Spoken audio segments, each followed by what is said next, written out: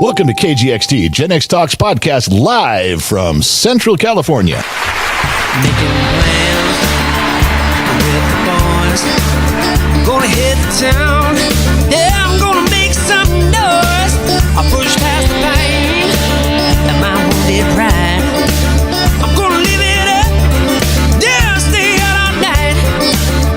But sure, I've had some better times. And I can't count all the tears I could write. And maybe down my list. Yeah, but the blues to me just fine. Need to get done. Kid says I'm supposed to clap once. Why? Because if you have to line up your audio afterwards, if you clap, it's an easy way to line up the clap with the noise. So, I don't know, it's a 21 gun. I thought the clap thing was a Podcast. bad thing. Like if you had the clap. No, I didn't say I had to clap. I said I have to clap. You're just missing the point. Oh, okay. Well, I just okay. Can I start now? Yeah, go right ahead. Welcome to the KGXT studios, live 200 feet below occupied California. We're bringing to you the Gen X Talks podcast as Gen X mom. Boy, decoratively in brown. I wouldn't paint a It's car my brown. Wanka Bar shirt. My God. Nobody even knows Gen what X that means. Well, if anybody who's listening or watching, if you don't know what a Wanka Bar is, hang up, leave. We don't need you here. I promise you. You're not Not going to the understand. new movie, the old version movie. Well, it wasn't. Okay, the old one was Willy Wonka and the Chocolate Factory. and the chocolate. But the new one was something different. They called it Charlie's Chocolate Factory or Oh, Charlie's. I didn't realize that. But Yeah, they changed the name. okay, well, So I'm if just you saying. don't know what a Wonka Bar is, that's what's on my shirt as a Wonka Bar. So everybody stare at my wife's shirt so you can understand what a Wonka Bar is. I've had people ask when I've worn this out in public what a Wonka Bar Sure, is. it's not just an excuse to stare at your boobs. No, but I was like, you don't know what a Wonka Bar is? We're not talking anymore. No. No. But if a good-looking guy in his, mid-50s walks up, hey, Wanka Bar. He's looking right at you. Yeah. You're advertising. When a girl wears something on her shirt, you're giving permission for guys to stare. You are. guys stare no matter what. Yeah, well, it doesn't matter. but It you're doesn't giving- have to have words on it. But that's true. But you're giving permission. You can't say anything then. Permission. Whoa. Don't be mad. I was reading. I was sounding it out. Took me a minute. Relax. That's all. It wasn't staring. I was trying to figure it out. Okay. That's what guys do. So, yeah, Loud Trouble LLC still sponsors the program. Big City Moving, old-fashioned service. Good stuff there. And I don't know what else I was going to ask you something. No. Well, I can't get into that right now. I'll just sit here. Just let me trip over my own self while I'm You going could do along. another live stream. I'll just sit here as you Just just do go the off. whole thing. Good. You're supposed to be practicing not talking so much. Okay. Do you remember how that goes? That's for interviews. Aren't we kind of interviewing? Is Am it I a interviewing? podcast? Is that what this is? Am I interviewing you? We're having a conversation. Yeah. But in real life, you do talk a lot, and I just sit there and go, huh? Yeah, that's only when Okay. you're... Okay, let's be fair. That's only when you're being condescending to me. No, it's all the time when you have to explain something. You it goes have a on history and of on interrupting and people. on and on. You have a history of interrupting people while they're talking. How on earth can you say that with a straight face that you just let me talk? I do pretty well with the podcast. Yeah. Oh, by the way, everyone, the over-under on yawning is 9. We'll see how many times she yawns during the podcast. If you got place your bets now, is it going to be under 9 or over 9 yawns? Hey, it's going to be a good one because we haven't been sleeping good, both of us. Not at all. I had the weirdest night last night. Although, preface it, you weren't in pain. No, I was just tired because I walked. Yeah. I did my biggest walk yet since I've been on this new program. Yeah. I pushed myself every week. I push myself to do a little bit farther, and I've been doing 30 minutes every other day, which Yep. has been good. And so yesterday I kicked it up a notch and went 45 minutes. And this great app that I use is like you do a power walk and then you tone it down to Yeah. like a casual walk, then you power walk. Yeah, but you're missing the whole funny part of that app because, okay, first I called my mom today because I was driving around doing errands and I was trying to explain to my mother that my wife is a completely different person. Yeah. She's so much happier, so much healthier, so full of life. Everything's going well for her. And of course, my mother wants to know why. So we talked about Dr. McDreamy and Marcy and the program that you're on. And one of the things I tried to describe to my mother was your walking app, which you didn't do it justice, because you came home the first time you used it and you're all over me going, oh my God, this is so great. So this guy, he's like, his voice is in my ear and I'm walking along and he goes, okay, now let's stop. Let's bend to the left. I wish I could tell what the app is. Let's bend to the left. Let's bend to the right. Okay, now let's pick up the pace. Walk a little It faster. is. It's great. And you said, my first question was, okay, does that really help? Yes. And you said the stop, and when the voice tells you to stop and stretch a certain way, Yes. bend a certain way, then continue, you said it 100% makes a difference, and it makes your walk go faster. Oh yeah, totally. He's talking, or the girl, whichever one you choose. Yeah. You're hearing them and they're talking. We're talking about the song. And yesterday was 80s, walking to the 80s. Wow. Man, that was like just jamming. I was walking. I have one little headphone in, and then I can, hear the traffic or whatever's going on. But 45 minutes, I was getting tired near the end, but I pushed it. And then the coach is like having a trainer, but not having a trainer, it's not like this person yelling in your ear. I'm just glad the way you described it the first day was amazing. I wish I could tell the app, but we're not sponsored by them, and they're a big company. So fuck those guys. Yeah, exactly. So I'm not giving them any free publicity, but it's great. Marcy's the one that turned me on to it, just so you know, and it helps a ton to keep going. And then it's like you're almost out, and then it's like you can push it, you can do it more. Yes, I can, and I'm like, just go. That you're gonna, all the people that know you that are listening to this are gonna email you and go, hey, what's the app? Just tell me. You're gonna get 30 emails that are all gonna be just tell me the name. I would love to. I'll tell them. If they want to email me, I'll tell them. But anyway, so I did my biggest walk yet in like the last month, 45-minute walk. I did over 10,000 steps yesterday. Thank you for following one of my requests while you walk. What's that? I told you to mix it up, change where you go, because in my thinking, if you just walk the same route every day at the same time, some stalker is going to notice and he's gonna plan something to grab you at a certain point, a certain time, a certain place. So I'm glad that you're mixing it up. Every day you walk a different route at a different time. Yeah, that's good. That's the other plus. You're welcome. That's the other plus of the app, I have to say. So you go out walking and they announce when you're halfway, which is absolutely amazing. So you could be somewhere and go, okay, turn around and go back home. Literally, they say that, turn around.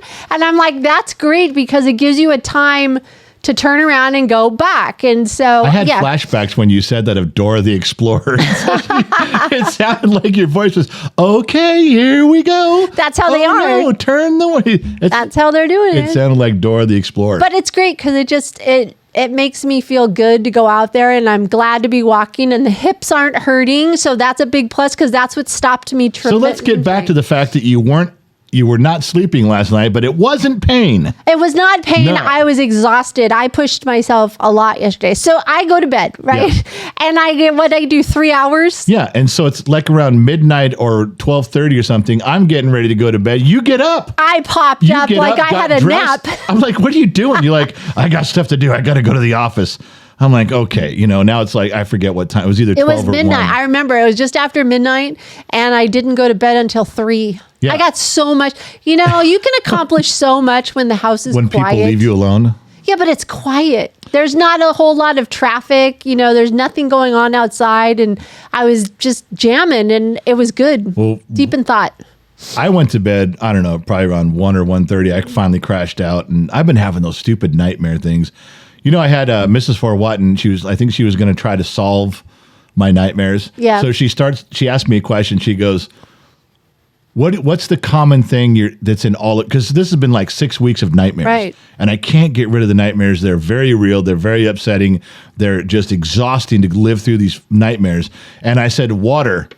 And Gen Z Kid. Gen Z Kid's in a lot of them, but the ones I can remember right now, they're always about some form of water. Maybe you're dreaming about Matthew Perry because he just drowned. In a hot tub? In a hot tub. But I've been doing this for 6 weeks. It was a premonition. Oh, so now, first, first it's Matthew Perry until I politely remind you I've been doing this weeks before him. Now it's a premonition. Maybe it was. Wow. Well, you've got all the bases covered. When you I'm you just got a trying to point, help. Yeah. I'm just trying to help. When you're trying to make a point, boy, do you make a point. I was just trying to help. Well, can you tell us anything? Like one of them? Or you don't want to talk about it? Well, the last one I had. Because you might hit home for some people that are out there. I doubt it. This was really dumb. Okay. I remember being on a big boat. And by big boat, I don't mean like a millionaire's boat. I just mean, a bigger boat than you would probably have on most lakes. Okay. And it was in a slip. It was in a harbor where it was moored. And it was at nighttime. And it was weird because I think the dock had like lights under the water. So as you're walking on the piers, you're walking on the docks, you can the light underneath you is lit a little bit. And it's nighttime. And I remember the kid was with me, and there was some guy, and he was like, I was like 6'4", and he was like tan and muscular, long curly hair with a big long curly mustache, and he was trying to kill our son. Oh. And he was walking, like he'd be on his boat a little ways away doing stuff, and he'd keep looking over. And then anytime our kid would walk away to do something, he'd run after him and try to kill him. And the kid would run back to the boat. Eventually, I got in a fight with the guy.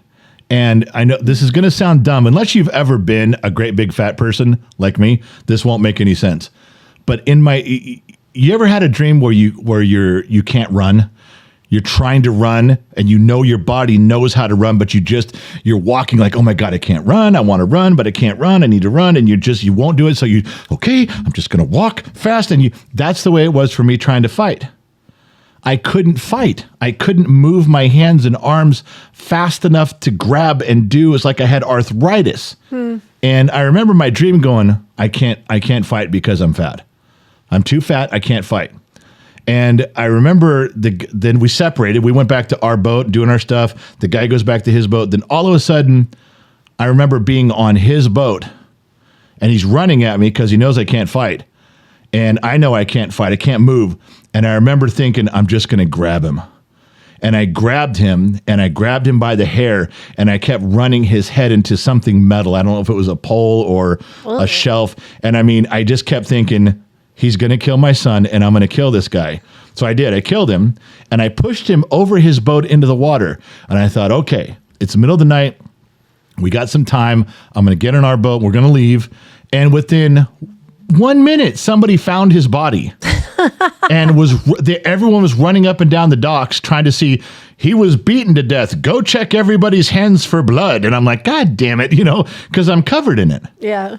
And that's kind of where I woke up. But that was water. There was water around again. It's so real. I hate those dreams that are like you're living it. It was horrible. And every dream I've had, I had one. There's one dream that I've had my whole life, and I kind of remember it from like a month ago, where the kid was swimming in the ocean, the Pacific Ocean, and an alligator grabbed him. What? Yep.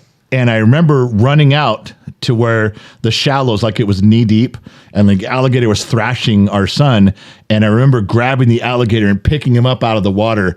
And I remember trying to open his jaws. I remember trying to put my thumbs in his eyes, anything I could do. And then I remember waking up. That happens every so often. No more Gator Chris. You can't watch him anymore. Gator Chris is cool, man. No more Gator Chris. He never hurts alligators ever, or crocodiles at all. Whatever it was, that's the thing. But it seems to always have water in it, and a lot of the times it's about our youngest son. Mm-hmm. And the problem is that the nightmares they've been going on for about 5 or 6 weeks. I'm now getting exhausted. Like last night. Last night was the perfect example. Here it is. Midnight. I don't want to go to sleep. Right. I don't want to sleep. I'm sitting there going, I'm kind of getting tired. I'm trying to keep myself awake because it's like Nightmare on Elm Street. Remember that movie? When you fell asleep, Freddy came and attacked you. So kids were doing everything they could to not go to sleep. They were trying to stay awake in the movie because they knew when they went to sleep, he had you. Yeah. He was in your dreams. He's going to kill you. Well, that's the way I feel. I know that there's going to be some nightmare. I don't want to go through it anymore. So now I've got this anxiety about going to bed because I don't want to.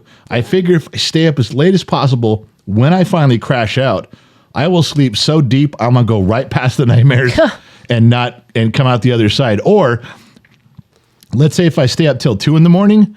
and I wake up at 6, okay, now I've only got 4 hours of nightmares to deal with. It isn't all night.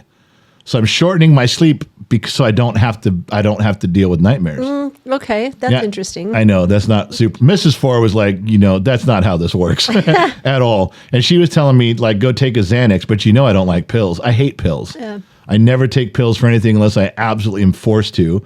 And I just don't want to. And then she's like, well, then like drink some whiskey or something. And I don't drink unless we're doing a show. I don't sit around and drink. No, you don't. When do I ever tell you pour me just a glass? I just don't do it. Nope.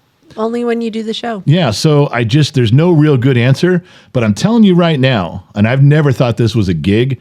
I am getting to the point where I'm afraid to go to sleep at night because I just don't want to. And I'm an emotional wreck when I wake up. I'm physically exhausted. My brain is going 1,000,000 miles an hour. Am I really sleeping? Am I really getting some deep REM sleep if I'm having these nightmares? No, that's how I was when I had pain throughout the night. I felt exhausted in the morning because I was fighting it all night. So I get it, but that's a different form of it. But I do get it. Well, you didn't have pain last night. You were just... I'm just tired. I was talking to Mrs. Ford, and I said, she's up. I go, my wife's up and down. She goes, well, Lionheart made a comment about her being an overachiever and trying to go. I said, yeah, it's more like she's got it's not like she's the A student out there. I must get downstairs and tackle my jobs. You're more of the one going, oh my God, I've got so much stuff. I'm not going to get it done. I got to hurry. I got to do so. Yours is more of the weight of responsibility is the way I wrote it down. It is. It was just, there's a lot going on in my brain. So yeah, my nightmares are not a good thing. I don't know if there's anybody that can fix nightmare. How do you fix a nightmare? I don't know. You go to a psychologist or a psychiatrist, a therapist, and let them work through all your psychoanalyze you. Psychoanalyze you. Yeah, that's a big word. That's a $7 word. That is a $7 word. I'm a $3 guy, so you can't do that one. Way over my head. All right. Yeah. So last Friday I had my first interview. Well, sort of. You were a guest. Or a guest, not an interview. It was kind of going to be you and Marcy were going to have some collaboration on a guest on all the things we were just talking about, the benefits of her program and how you're a better person. Okay, there's one yawn. There's one. We're going for, I told you the over-under's 9. There's one. What it was a discussion about where I was to what I am doing now, what have changed and what she's done to help and to promote her business, I guess, or her job, what she does. And I thought it was a great discussion. We went off topic a few times. Few? Yes. But that was fine. It was just a discussion about life. It turned out to be two women just talking. No, it wasn't. Yes, that was your opinion. Okay, so after the first hour went by, I went and sat outside your office and I texted Marcy's husband, Dr. McDreamy, and I go, so this isn't turning out like it was supposed to. He texts me back and goes, are they ever going to shut up? I texted back, said, I don't know. I got a show in 3 hours. If they're still talking 3 hours from now, I'm pulling the plug. Well, whatever. It's typical men just wanting us to get off. But it was nice. It was good. I think we covered a lot of stuff. And at first I was kind of nervous because I'm usually not the one behind the camera. You are. In front of. Or front of. Sorry, not behind, in front. But it was good. It was really fun. I can't wait for them to come next month. Next month, yeah. Next month. Well, next month they're coming down because we're actually going to get 3 big chances in the studio with them here. One is everyone has been waiting for your cancer story from beginning to end as much as you can remember. And Dr. McDreamy's like, don't do that without me. Remember, we were going to meet in Vegas and just record it in like a hotel room. He said, bring all your gear. Yeah. Because he was doing the fights. And he goes, when I'm doing the fights, I'll stop. We'll just set up your gear in a hotel room. We'll just talk about we'll get it done. And that never happened. We couldn't make it work. We tried to a couple times, didn't pan out. And then, but he needs to be there for that. That's one. Yeah. Then the end of that discussion will end up with where you are today and how Marcy is guiding your pain, which is Yes. great. So I'm going to sit down with Marcy by myself, just her and I'm going to lead her down a road of discussion. And she's going to have to explain everything like she's talking to a 3-year-old. Like she's talking to a dumb mechanic in the middle of the desert. And if she dumbs it down for me so I get it, then everyone will get it. Yeah, the most interesting thing though is we had touched on it last Friday is everybody's so different. And it seems like the medical world out there that we all go to just blankets everything. It's like it's everybody. If you talk to somebody our age, I bet you 95% of us are on the same medication. Oh yeah. Like they just blanket policy I think everything. there's 9 medications. They rotate us all through. Yeah, so that was one of our discussions is the tests, those really deep tests that both of them did on me. I was so surprised how intricate and detailed it was that it pinpointed me. Yeah, And what I lacked and I was amazed. To be fair to the audience, she did blood work. Yes. She peed in a cup. And then she shit in a cup. And Dr. McDreamy goes, once we know how your body is processing everything, Yeah. I'm going to have an exact, there's nothing's hiding, can't hide anything from me. And I'm telling you, I thought, because it was expensive, I thought it was full of shit. I thought, here we go again. And it wasn't. Yeah. He was not wrong. She was not wrong. And you are a completely different person. And I'm so thankful that I'm off some of the medications. I think I even feel better being off a couple of the medications that he took me off of. Yep. And how the supplements that I'm taking are taking the place of all that other stuff. And we have one more hurdle, which I didn't realize that hormones have such a big effect on men and women. Yeah. That's another discussion. And how, we talked about this, about when a woman goes into menopause, they just go, well, congratulations, you're in menopause and have a good time. See you on the other side. Yeah, you go ride that dragon and have a good time. But there's a lot of things that affect things along the way. We even discussed, which you didn't even bring up, was possibly the cause of the leukemia, the cancer, the cells changing could have been hormonal because things shifted and my body was... Well, I know that talking to my mother today, which I mentioned that earlier, one of the things I said was my mom's like, what did you change? What did she change? I said, okay, look, you're going to have to talk to my wife, but I know I'm going to mess this up. But as soon as Dr. McDreamy got back all the results, he said, okay, these couple medications your other doctor has you on, quit taking them. Mm-hmm. These supplements, which are not heavy medicines, take these. And I want you to stop eating a little bit of this and eat a little more of that. That was it. And then he said, let's see how you feel in a month. That was all he changed. Well, you have to give credit to Marcy. He does the prescription wise. Marcy's the one that does the nutrition and the diet end. Okay, I'm not giving Marcy credit for anything. Yes, this is you are. all him. So the idea was... It's a team effort. It is, but the idea was there was just very, very solid, hey, quit taking these medications. Yeah. You don't need to. Grab these supplements. They're so much milder and they'll work great. Yeah. And then change your eating, just a little bit of this over here and add a little bit of that. And that was it. It was almost effortless on that part of it. Yeah. I have to say, and I told Marcy this honestly, I've played with it a little bit. Like I went like a day or two, we had a birthday our granddaughter's birthday, and I made the cake and I had the sugar, and it was a little sugar heavy for her, and sure as shit, the joint pain came back. Yeah. I was like, wow, that is just amazing. So I've played with a few things to see if it was true or not. And it has. And so they're coming down. They are. And we'll get into the cancer interview.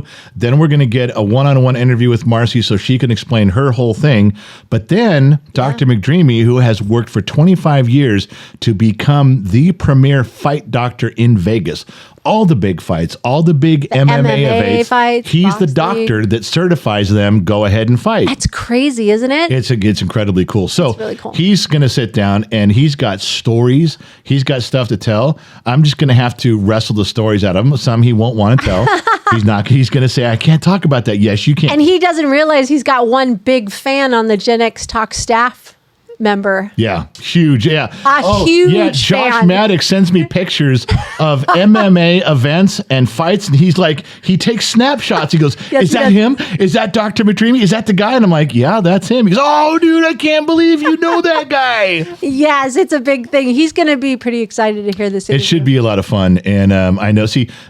Right now, we're like 25 minutes in, Yeah. and Dr. McDreamy's walking right now through his neighborhood, his brisk, crisp neighborhood in Doctorville, probably somewhere on Lake Tahoe, and he's walking right now. Listen to this. You know what he's saying is, "I'm not telling you shit. I'm not telling you one goddamn story." I think he is now. I think he's heading into retirement, which I think is good. He's worked pretty hard for all these He's going to be the fight doctor till he's 70. What are you kidding me? But I'm That's talking his about passion. I'm talking about the medical world. Oh yeah, he'll do that. So anyway, this whole thing is good. It's a real thing. It's really helping my wife.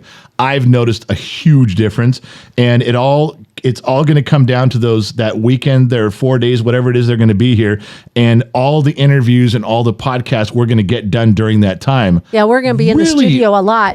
All good content. It's going to be all great stuff. Yeah. But I also promised him Sunday Red Zone with me. We have a date.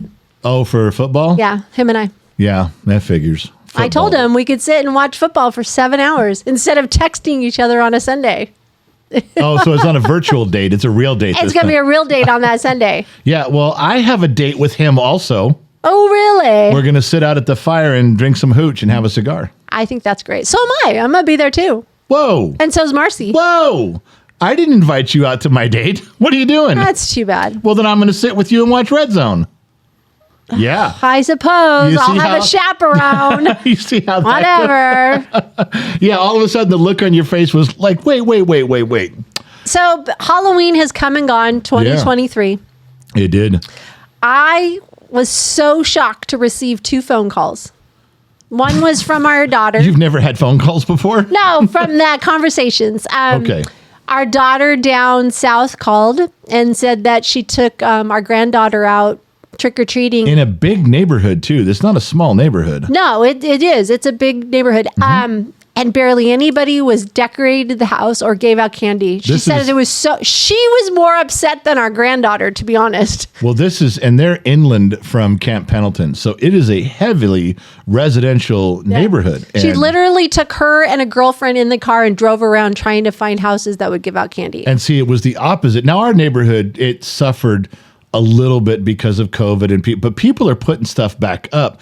In our neighborhood, there's a big, huge haunted mansion. Yeah. People still come to our house looking for our haunted mansion that we used to do. Our Gen Z kids said that they remembered us from last year. There was a bunch of people that returned from last year. But I had about 350 pieces of candy, and it all went in 2 hours. Yep, and That is a lot. And that's like one piece of candy per kid. We weren't giving out handfuls. There was easily over 200 and some kids for sure. Oh, when we were doing the live stream, but when I went in there, I could hear kids screaming and I checked the security camera afterwards. Was there a lot? And if you scroll the security camera kind of fast, it just looks like ants moving in and out. That's good. That's and good. the kid did his thing where he was lowering things on a string to scare people, and one of his friends was jumping out of a box to scare people. It was really a lot of fun. It was. The porch looked really good. I was really happy with all the decorations. But the other phone call I got was from our grandson.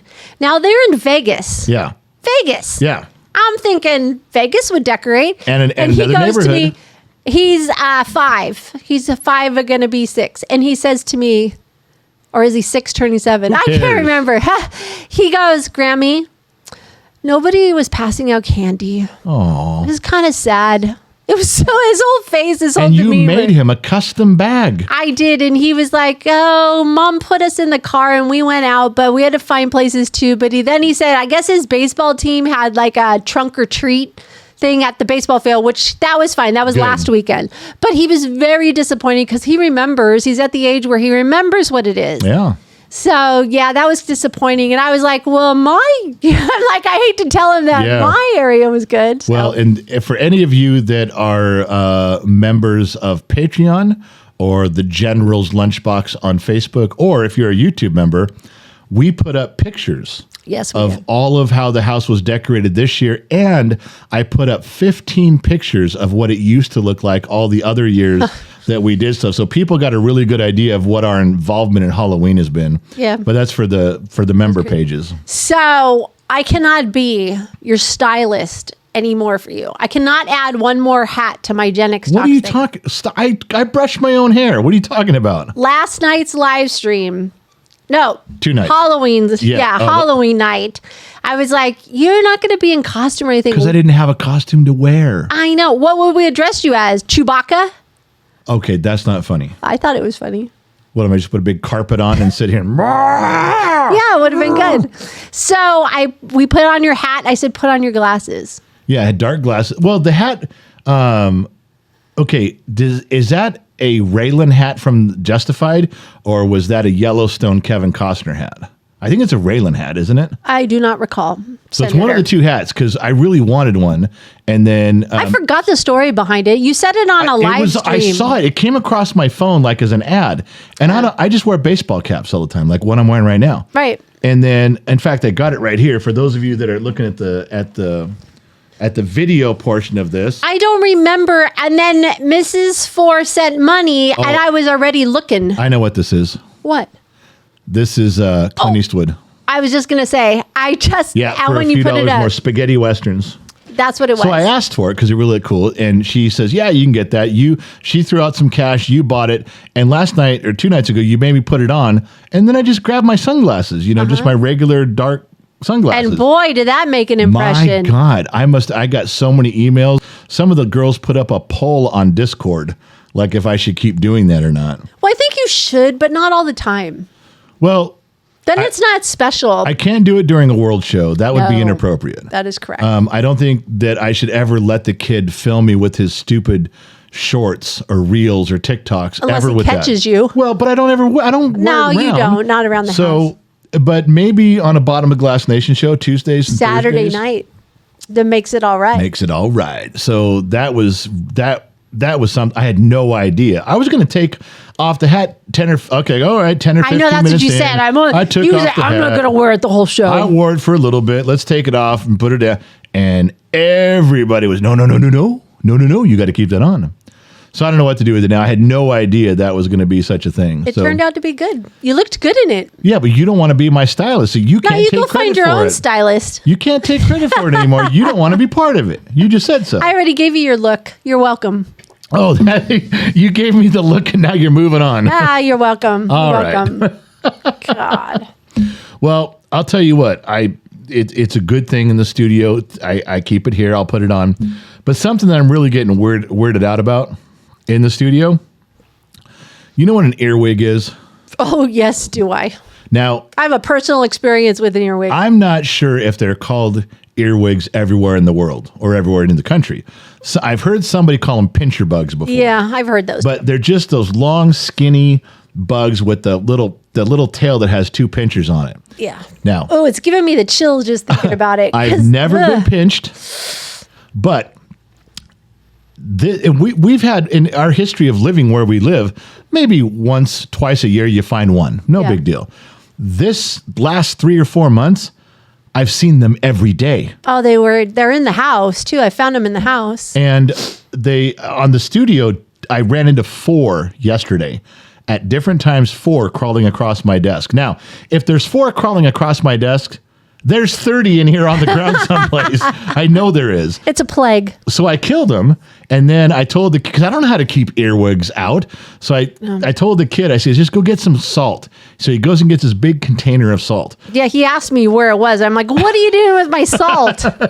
Dad wants it. I'm like, oh gosh. That's all you needed to know. Don't ask any questions after that. Oh yes, there's 3 million questions that ran through my head. And I had him pour it in the entryway when you walk in the studio door, right across the door frame, bottom where you step, side to side, really thick. Now, I haven't seen one more earwig in here since then. Maybe Just that's saying. what works. I don't know if that was it or not. I'm sure there's other ways into the studio, but we leave the front door open a bunch now because it's been nice outside. Yeah. I can hear the waterfall, fresh air comes in. I dig it. Unless we're recording, of course. But I will sit in my chair in the house and one will be crawling across my shirt. Yeah, you don't want that. I'm like, you motherfucking. I mean, I'm standing That's how up. what happened to me with the earwig. You got pinched. I remember you screaming. I was crying. It hurt so bad. Yep. I was getting out of the spa. Yeah. I don't know if it was in the spa. I doubt it. I think or it was in the floating towel. water. And by the time I got upstairs to change, it had pinched me on my stomach. Oh my God. I'm getting chills just thinking about it. It was bad. I've never been pinched, but those are hurt. I have seen it with you, and that was bad. So I don't like that. That and the other one, when I have to go outside and do the 4-watt and shimmy, there used to be... You guys don't want to know what the 4-watt and shimmy. So I'm out there, and there's like 900 flies by this tree. So I tell the kid, hey, go get one of Mom's, you have those fly traps. Yeah. You put that smelly stuff in there, and then every 4 or 5 days, you rinse it out and put it in again. And it hangs in a tree. Uh-huh. Now, I've seen you use those where they fill up with flies. Oh, yeah. They'll get 700 flies in there. All right. Welcome to the agricultural part of the world. Yeah, that's right. So I go out there to do the 4-watt and shimmy. He's got the fly trap up there. There are no flies anywhere. And there's no flies in the trap. Explain that one. It's cooling off. It's a Oh, weather. come on, man. We're in the Bermuda Triangle of flies, man. I'm telling you. Man, are you ma-manning me? I was my man. You got... I am not ma-manning. Stop ma-manning me. Yo, my man. No. You're not listening, my man. Listen to me. We got to be in the Bermuda Triangle of flies. How could you, every day there's 400 flies, the day he puts it up, they're not in the container being trapped, and they're not around. Okay. Come on. No, well, the temperature dropped 3 degrees that day, so the 3-degree temperature drop just coincided Are you with mocking me? Yes. Stop it. Yes, I am. Just stop it. I wasn't sure if you were going to catch on to that. You Don't can't, be rude. Don't. You just, Stop. all right. Stop it. Stop. Stop. No. Nope. Stop. Stop. I hate when you do this. that. Stop it.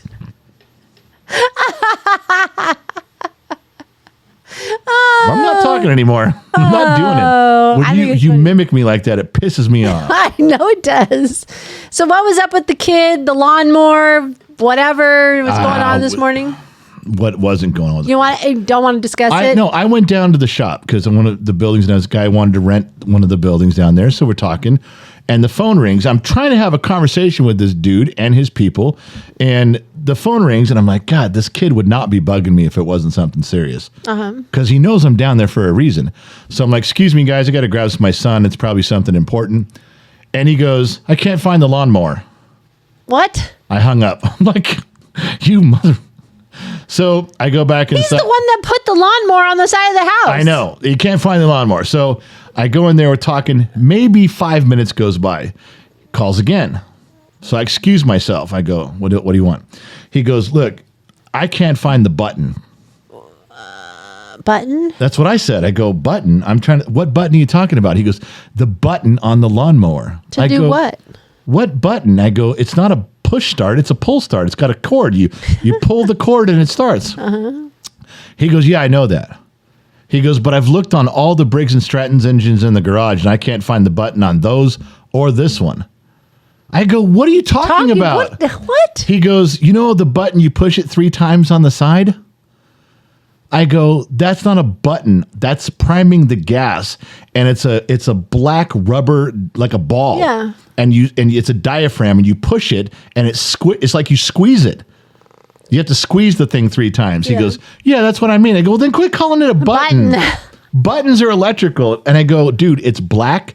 It's like it's smaller than a ping pong ball. Like a squishy ball. Yeah, and it's on the side of the carburetor. Even I gotta go. know that. And I hung up because he's like, no, Dad, I don't know where it is. And I hung up. Now, how big is a lawnmower engine?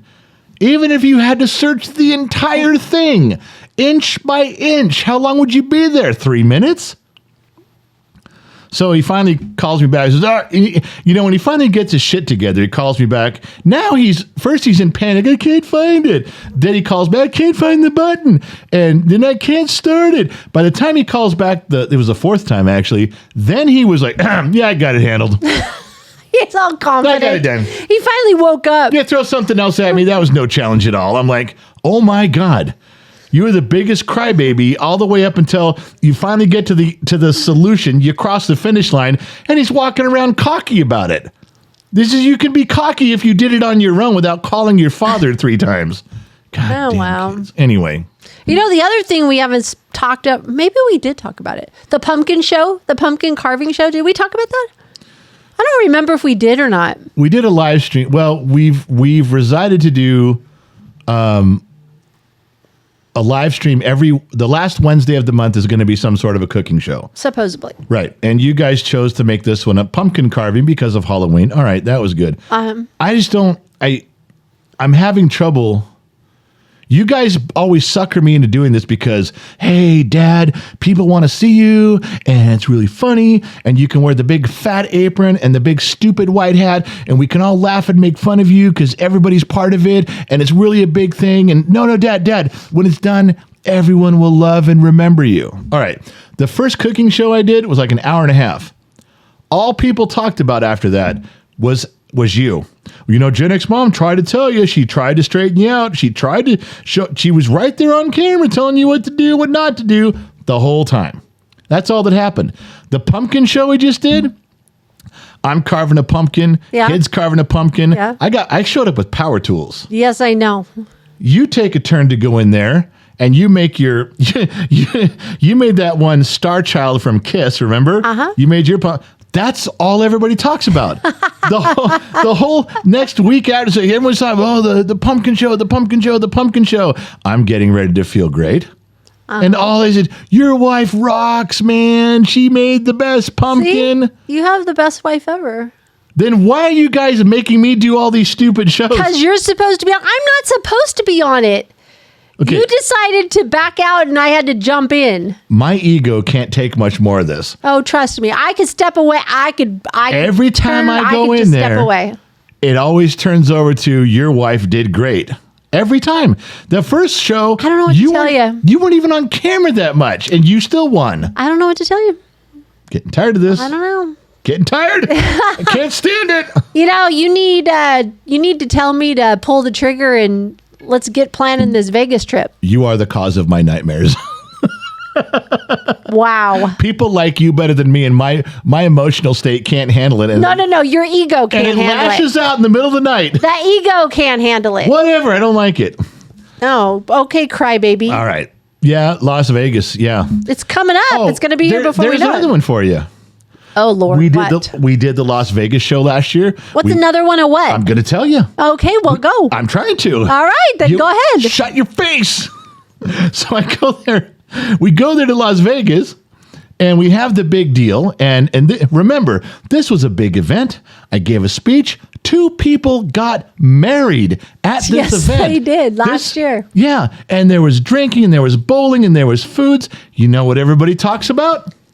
No. You dancing every single time. Not me. I'm going back to Vegas. Saw Gen X Mom. Did you see her dancing to the Jackson 5 and stuff?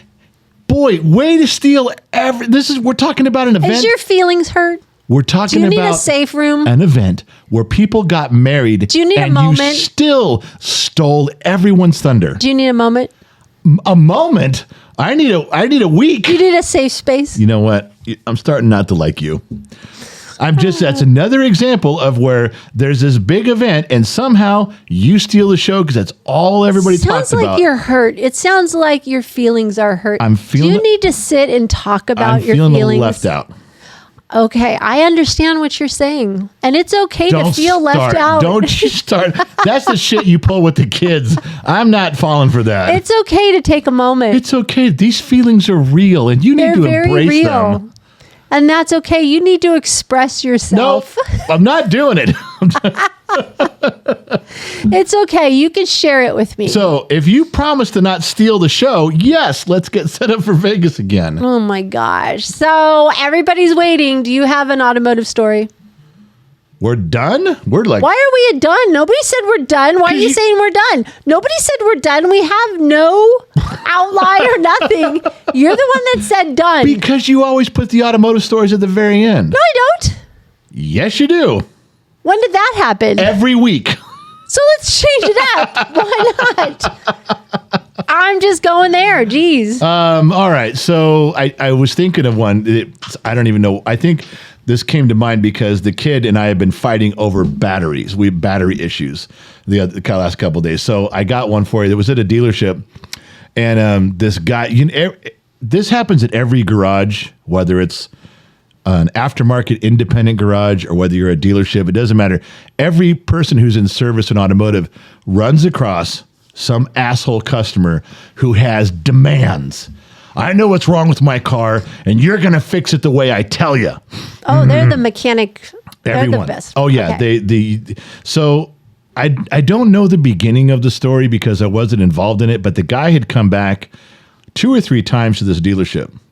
And now the service manager was involved. I think even the general manager was involved because this guy was always throwing a big hissy fit on the service drive, which, ladies and gentlemen, if this is you, if you're a Karen or you go out there, a Kevin, I guess is the guy's version name of that. If you go out there and demand and push and you're so snotty and bitchy, I want to tell you, you have no idea what mechanics can fuck up on your car without you knowing. So don't go in and be demanding with your mechanic. Be nice. You come in there, you're going to fix my fucking window. All right, I'll fix your window. But you know what? In a little while, your transmission's going to fall out, bitch. And, in about a week. So anyway, all right. Or they'll put a marble in your dashboard. Oh my God, stop with that shit. So I stepped in. I was overhearing like the third visit or something, and it was a battery. He wanted a battery for his car, and they kept telling him, "Your battery's fine. There's nothing wrong with your battery." And he had some big long story on how he tested it. And I tested at home with my hydrometer, my hydroma meter. Everybody's got the tools. And I got this, and he's like, "Okay, dude, it's your battery. I bought a tester from Harbor Freight, and it said it's bad." And like, yeah, well, your $13 tester from Harbor Freight's probably bad. So I remember showing up the third time this guy came in. He leaves. There's the car, and I tell the service writer, I said, "Let me have that thing." Oh. So I take it back, and then, of course, the service writer and the service manager come out to my bay and like, "What are you going to do?" I said, "I'm just going to scrub this guy's battery perfectly clean. Oh, no. I'm going to make it look like a brand new battery. I'm going to put it back in. I'm going to tell him, there's your battery. It works just fine. We got you a new one. There you go." Because the parts department was not giving this guy a battery. And the service manager has decided he could goodwill a battery. They give away money. They give away stuff all the time. But the service manager just had it in his head, "I'm not doing it." Oh, he was done. Because he could have very easily said, "Look, to calm this guy down, give him the battery. Let's put a battery. You can write it off. You can. There's a budget each month for money that we have to goodwill and give to customers." All right. He could have easily done it, but he rubbed him wrong, so that's it. Man, he wasn't having none of it. So I said, "Look, I'm just going to scrub this battery up." So I take it out, take it to my workbench. I am cleaning this battery like you wouldn't ever think. And I'm getting ready to put it back in. Mm-hmm. On the side of the battery, down at the bottom, the guy had carved his initials into the battery. Oh, shit. He had scratched it in there because I looked at the invoice, so I knew the customer's name, and it was like, CW or something. And I was like, holy shit. So the guy's going to know if that's his battery. And I just caught it when I was putting it back in. I'm like, oh my God. So if I'd have gone out there and said, "This is your battery," that guy could have gone home, pulled the battery out, and then come back in more mad. Yeah. So I looked around the shop, and there's lots of people gone to lunch, and I saw the exact same car that one of my friends was working on. So I went over to that car, and I swapped out. No, you didn't. Yeah, I took the battery out of that car, put his battery in their car, because it was fine. There's nothing wrong with the battery. I cleaned up this battery really, really, really good. Did it have initials in it? It did not have any initials on it. And I put it in and then brought it out to the guy. And the guy was there at the service drive when he come to get it. And they called me up there. I said, I cleaned up your battery real good for you. And, put it in there. It's a brand new battery. I cleaned up all the posts and everything. It's all fine. It's good to go. And he's looking at it like this. And he's looking at me with beady eyes. Like I'm going to catch it? Like I'm going to catch you. So this guy leaves and goes, and he looks over this battery as much as he can. You can't really see a lot once it's in there because it's pretty covered. Yeah. So he goes home, and he comes back, I guess it was like in 3 days, and Everyone was just dreading this guy as he's walking down the driveway. Yeah. I left. I said, I'm just going to let. I'm on break. I'm leaving. Yeah. So I walked to the back and I was waiting for him to yell. And I didn't hear any yelling. So I kind of walked over to where I could see no yelling, but I can see him talking. So I kind of walked a little closer and all of a sudden he saw me. And the customer goes, that guy right there, you, come here, come up here. You're the mechanic, come here. So I'm like, all right. Well, I mean, what's he going to do? If he takes a swing at me, I'm not going to hit him, you know? All right. I was young. I already knew the score here. Okay. But he wasn't super mad or anything. So I'm like, all right. So I walked up there. He puts his arm around me. Really? And he starts pointing at the other mechanics, at the service riders, at the service manager, lecturing them on how great of an employee I am. Wow. And what a great mechanic I am. And his battery has never been better. And he tested it himself, and it's perfect. Wow. That was probably the last time that ever happened to you. No, it isn't. People thought I was wonderful all the time. I used to tell people I was wonderful, so they know. Yeah, we know. So he never had a problem with his battery. The other customer in the car never had a problem with her battery. Everything was just fine. All you had to do was convince the guy, we did exactly what you said, sir. We gave you a new battery, and God damn it, you were right. And here's your brand new, and it was just a used battery, the same year, the same miles that the other car was, no different. I have a question. Yeah. Could that guy have asked for his old battery? Nope. Not if we're doing it under warranty for free. If he wants to pay for it, yeah. But he wanted it for warranty, so we No, what I'm saying is, could he take it? Could he ask to see the old? Maybe he could have asked to see it, maybe. But the thing was when you get it under warranty, if you get a new battery and we have to send the old battery back. Oh, okay. That's how we get credit. Okay. So if he would have said anything, remember it was a few days. If he would have said, "Where's my old battery?" I would have said, "That's already fucking gone, man." Yeah. We put it on the pallet with 70 other batteries. It's on its way back to the factory. So I have another question. When I was working down at the shop, I can't remember how we got on this subject, but and it's not just a battery, but when you replace parts, can a customer ask you for the old parts? Always, yeah. Do people know that? Yeah, in California, when you fill out your work order, there's even a box they have to initial before you can start working on their car nowadays. And it says, I want my old parts. Otherwise, we're free to just throw them out. Okay. But because yes, in California, because it's such a litigious society, you have to be able to show them your car is fixed. We replaced your fuel pump and your fuel filter. Here is your old pump and your old filter, which is a good thing for most people to do because there's a lot of unscrupulous shops that will say they did all sorts of stuff. But if you at the beginning of working on your car, and ladies and gentlemen, this can be true anywhere. All you have to do when you take your vehicle in for any kind of service, I don't care if you're getting your transmission service, tell them you want to see the old filter. It's messy. It's globby.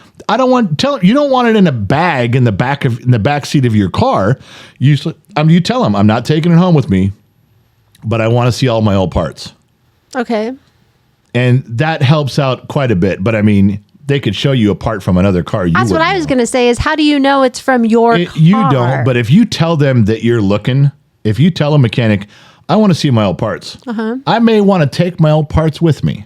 Mm-hmm. They will not screw around with you because if you do take them and you do have it, you take them to another mechanic, they'd say, that's not out of your car. You know, you have a Jeep Cherokee. This is out of a Cadillac. You know, I mean, so if you tell people, if you go into a shop and you say, I want all my old parts. I don't know if I'm taking them with me or not. I might take them with me, but I want you to save all my old parts. They have to, and they will. And if they think you're going to take them to have them examined by someone, they're not going to fuck around. They're going to give you. I think that's great advice. I think especially now in this day and age, when we own the shop, not saying we did it, but how many customers we had that were professional customers. Yeah. Well, that's like flipping it a little bit, just saying, you know what, you got to take care of your car nowadays and just figure things out. The other way, let's say a starter. Okay, this is something simple. And there's a lot of parts like this. Not every part is like this, but let's say. You have a starter bad in your car, and I call you and go, hey, you need a new starter. And you say, okay, do it. And I replace your starter, everything's fixed. And then you walk in and say, where's my old starter? And I say, I had to turn it back into the parts house for a core credit, which is true. If I buy the starter, the parts house tells me, do you have the old one? If you don't have the old one, we're charging you $35. No, wait. I have the old one. I have the customer's old one. I have the broken one. I'll put it in the box. You can take it with you. Wait, I got a question. Why do the parts houses do that? Because they rebuild them. Oh. So if I give them if I get a new starter and I put it in, or a remanufactured starter and I put it in, the parts house wants the old one so they can rebuild it as a core. If I don't have it, they're going to charge me $35, and I'm going to charge you $35. Okay, gotcha. But, and most not to be a cheat, but some people they'll tell you, say, well, you can't have your starter back. I sent it back. The parts house has it. There was a core on it, which is true. But you could also wait and not send the core back until after the customers picked up their car. So a lot of times people say, well, where's my starter? Where's my battery? Where's my water pump? Those are all things that have cores. And every shop says, oh, I sent them back. I send them back. You would have had to pay if I did. They could have waited. They didn't have to send it back today. They could have held on to those parts. And showed you and then sent them back. But if you say you're replacing a starter and you don't really replace a starter, it's very simple to say, oh, I sent your old one back. Sorry, it's gone. So that's the way mechanics get around showing parts, is they say there's a core on it and I had to send it back. Okay. But all you have to do is go, I want to see all my parts before you send them back. That would be the phrase terminology you would use. You would go in and say, look, you can fix my brakes, you can do a tune-up, you can service the transmission, you can change my starter. I want all my old parts. If there's cores on them, you can send them back after I'm done, but I want you to leave them here. All right. That was the thing. really great advice. Well, I'm glad you liked it. Lots of knowledge, lots of car knowledge in that brain. Well, that's all I did for a long time. My head is full of stupid information. Ain't that the truth? There's a lot there. A lot going on. So, is there anything else we got to talk about? This whole thing on the video part really wigged out. All the decorations are gone, and you just had this big, huge screen because it covers it, and all of a sudden you're big and I'm small. Again, my ego getting in the way. Your picture can't be bigger than mine. Oh, I fixed it, though. Goodness. You're small again. On the video portion, I clicked it right this time, so there was no video portion. I had to put our video up on YouTube of last week's podcast with just a picture of us saying, I'm sorry, the video screwed up. You had to apologize? I did, but this one's got you on it. This one's got me on it. So we're good there. All right. How long have we been on? 53 minutes. 56 minutes. Wow, I am still there. I don't know. Oh my gosh, you want it to be accurate? I don't know. 3 minutes. Now, by the time you put the intro on and you put the end on, it's going to be further away, not closer. I know, but it'll be over an hour. You're going to tell me edit it out so it makes it 53 minutes. Here's the problem I've got. Oh God, we have a problem. We do. Let's try and solve it. Houston.